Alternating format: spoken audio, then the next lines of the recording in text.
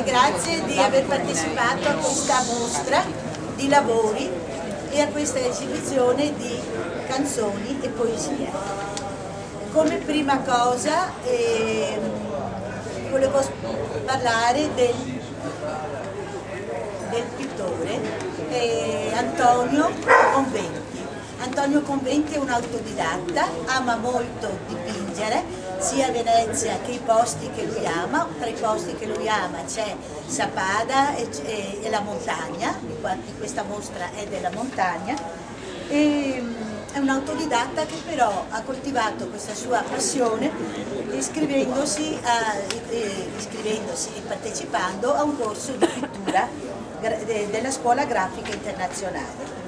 Ci sono 6 acquerelli, come vedete, una litografia della montagna di Cas, vicino a Longarone, un acquaforte che però è un'opera del 98 e un disegno a penna.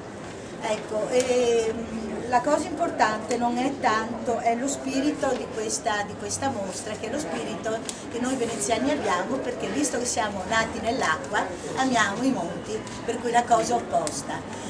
Tutti i veneziani sono camminatori, vanno in montagna, vanno a vedere, a fare passeggiate, vanno nei boschi, e Antonio, per essere un veneziano doc, ama la montagna e se la gode.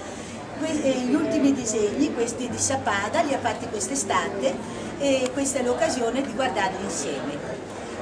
Io volevo, oltre a questa mostra, che secondo me è piacevole e anche interessante, c'è Giampaolo Simonetti, che poi leggerà una poesia, essendo di origine carnica e amando anche lui molto la montagna, leggerà una poesia parlando della montagna e di cosa la montagna suscita a livello emotivo e di ricordi nella sua vita.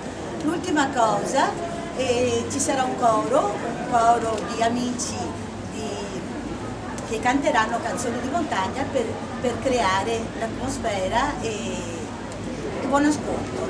Grazie.